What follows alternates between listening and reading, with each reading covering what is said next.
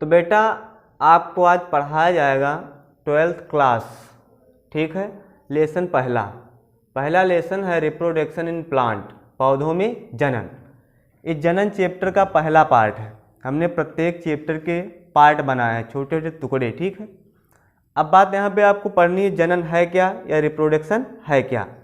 तो हम ये भी कह सकते हैं कि जितने भी जीवधारी पाए जाते हैं उनमें रिप्रोडक्शन की क्रिया जो है एक मुख्य क्रिया है, एक प्रमुख क्रिया है, एक जैविक क्रिया है, ठीक है। अगली बात आती है कि प्रत्येक व्यक्ति या प्रत्येक जीव किसी न किसी जाति का अवश्य होता है। वैज्ञानिकों का मानना है या कहना है कि पृथ्वी पर 12.5 लाख से अधिक जीव जंतु तथा 5 लाख से अधिक पौधों का अध्ययन किया जा चुका है, लेकिन अभी भी कुछ जीव जंतु और पेड़ पौधों की प्रजातियां शेष हैं जिनका अध्ययन करने में हम लोग क्या हैं, असमर्थ हैं। अब बेटा एक लाइन में आप पढ़ सकते हो कि जनन क्या है या जनन की परिभाषा पूछी जाए क्या है, तो एक लाइन में आपको क्या उत्तर देना है। हम ये कह सकते हैं कि जीवधारियों के द्वारा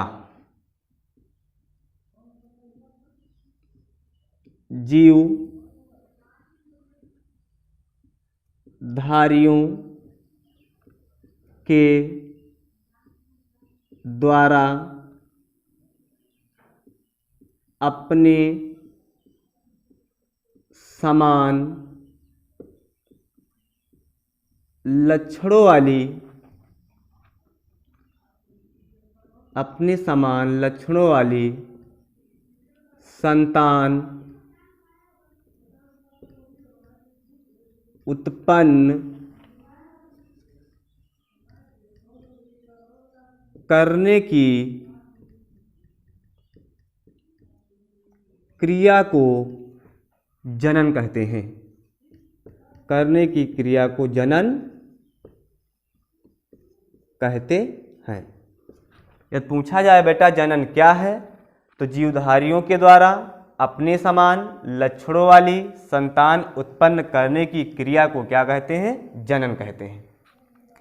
अगली बात आती है कि जो हम लोग हैं या जो जीव जंतु होते हैं उनके शरीर में आनुवांशिक पदार्थ पाया जाता है।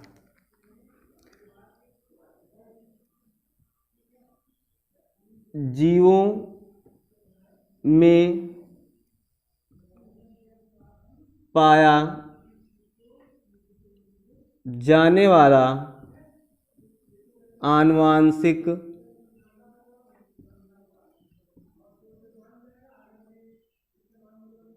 पदार्थ, यह आनुवांशिक पदार्थ होता है बेटा डीएनए।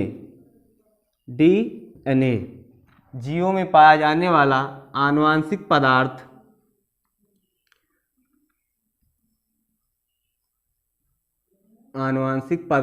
डीएनए लक्षणों को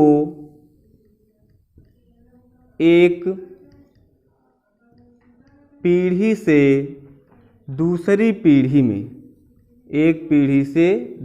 पीढ़ी में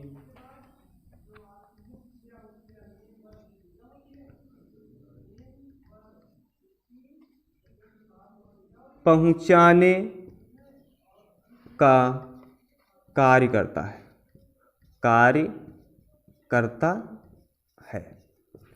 अभी बताया जाएगा आप डीएनए है क्या, तो भाई इसकी बात अभी इसी में हम आगे बताएंगे कि डीएनए क्या, वहाँ पे समझ में आ जाएगा, ठीक है।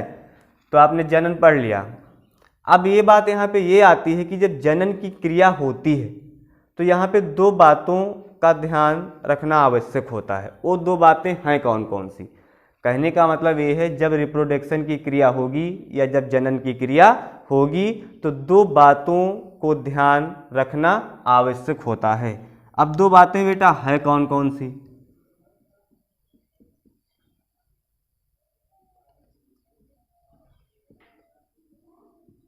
आवश्यक दो बातें, कहने का मतलब जनन की जब क्रिया होगी तो हमको दो बातों का ध्यान रखना आवश्यक होता है।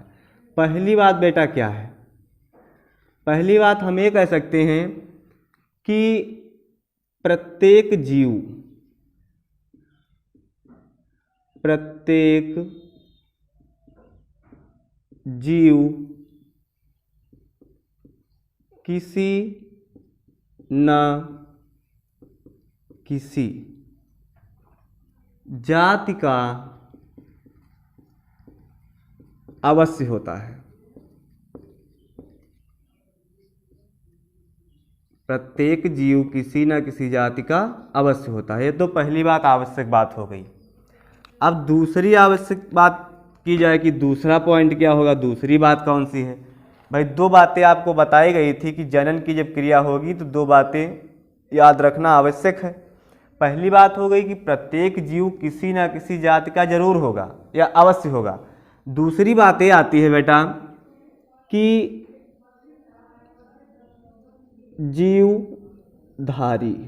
जीवधारी नश्वर होते हैं। जीवधारी नश्वर होते हैं। उनकी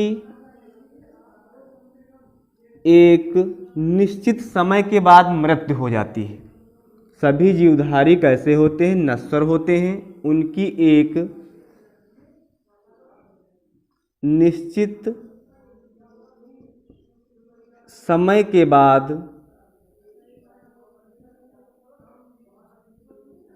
मृत्यु हो जाती है और उनका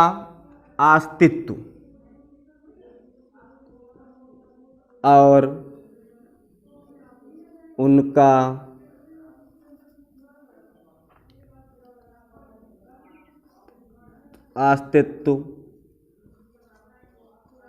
पृथ्वी पर समाप्त हो जाता है। कहने का मतलब ये आपको बताया गया दूसरे पॉइंट में या दूसरी बात बताई गई, प्रत्येक जीवधारी नश्वर होता है, उसकी एक निश्चित समय के बाद मृत्यु हो जाती है और उसका अस्तित्व पृथ्वी से क्या हो जाता है, समाप्त हो जाता है। लेकिन मृत्यु से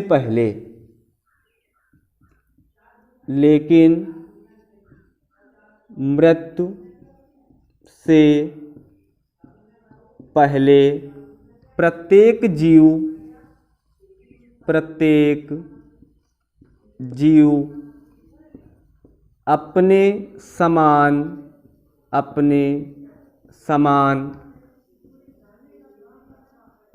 लक्षणों वाली संतान को जन्म देता है। उत्पन्न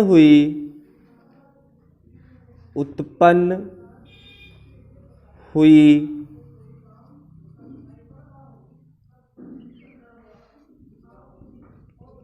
संतान में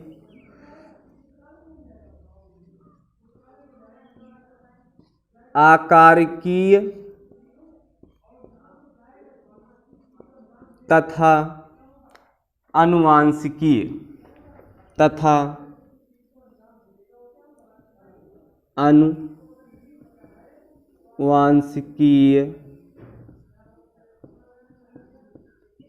लक्षण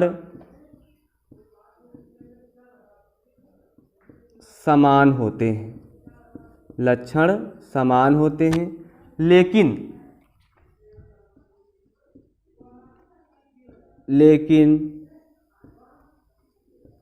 कुछ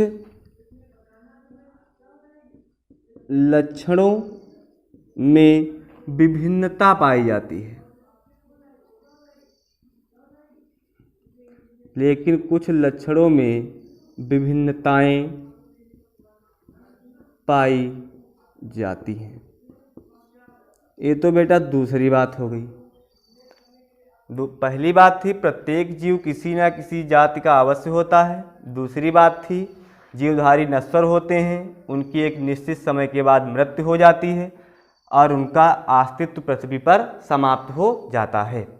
लेकिन मृत्यु से पहले जीवधारी अपने लक्षण वाली संतान को क्या करता है, जन्म देता है। जिस संतान का जन्म होता है वह आकार की और आनुवंशिकी लक्षण में क्या होती है, समान होती है, लेकिन कुछ लक्षणों में विभिन्नताएं अवश्य पाई जाती हैं। जैसे यहाँ पे उदाहरण है कि आपके माता पिता हैं, आपके माता पिता से आपका जन्म हुआ तो कुछ लक्षण आपके माता पिता से क्या है, मिलते हैं, लेकिन कुछ लक्षण ऐसे होते हैं जो आपके माता पिता से मेल नहीं करते हैं। तो जो लक्षण माता पिता से मेल नहीं करते हैं उन्हीं लक्षणों को हम क्या कहते हैं, विभिन्नताएं कहते हैं। क्या कहते हैं, विभिन्नताएं कहते हैं। अगली बात इसी में है बेटा, दूसरी बात, जनन की आवश्यकता या रिप्रोडक्शन की आवश्यकता। जनन की आवश्यकता, जनन की आवश्यकता, इम्पोर्टेंट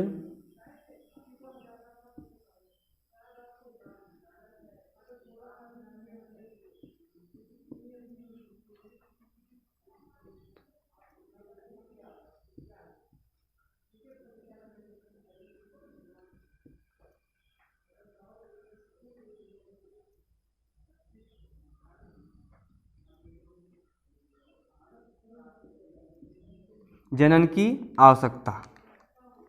अब बेटा जनन की आवश्यकता होती क्यों है, तो हम कह सकते हैं जनन की आवश्यकता निम्न कार्यों के लिए होती है। जनन की आवश्यकता निम्न कार्यों के लिए होती है। पहली बात है जाति की वृद्धि के लिए, जाति की वृद्धि के लिए। भाई रिप्रोडक्शन क्यों होता है, जनन क्यों होता है, जात की वृद्धि के लिए ही तो होता है कि जब जनन की क्रिया होगी तभी तो जात की वृद्धि होगी, जब जनन की क्रिया होगी तभी तो जीव का निर्माण होगा, जब जीव का निर्माण होगा तो एक जात की क्या होगी, वृद्धि होगी। दूसरा पॉइंट यहाँ पे है जात की निरंतरता के लिए, जाति की निरंतरता के लिए। कहने का मतलब है दूसरा पॉइंट यहाँ पे ये हो जाएगा जनन की क्रिया जाति के निरंतरता के लिए होती है। तीसरी बात ये हो जाएगी विभिन्नताएं के लिए,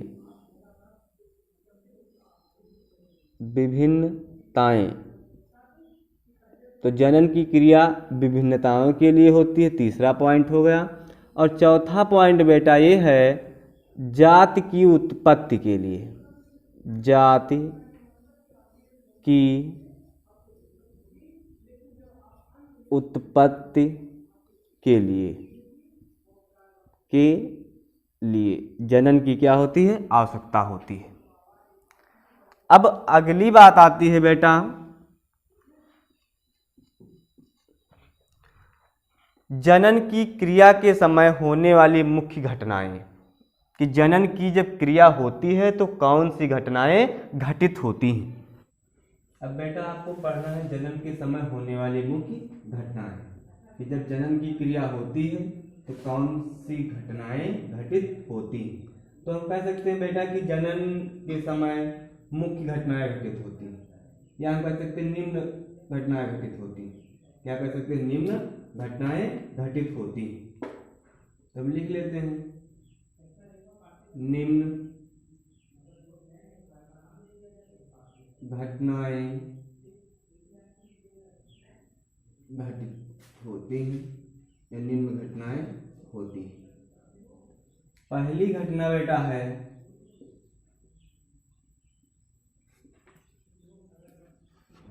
आरएनए या प्रोटीन,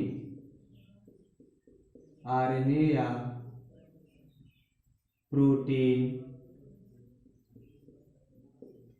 का संश्लेषण होता है, आरएनए या प्रोटीन का क्या होता है, संश्लेषण होता है। दूसरी बात बेटा है डीएनए का रेप्लिकेशन होता है, डीएनए का द्विगुणन होता है, द्विगुणन। अगली बात बेटा है सेल डिवीजन होता है। क्या होता है? Cell division.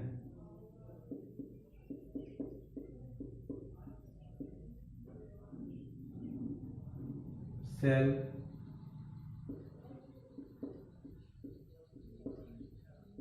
डिवीजन। और अगली बात है जनन अंगों का निर्माण होता है, जनन अंगों का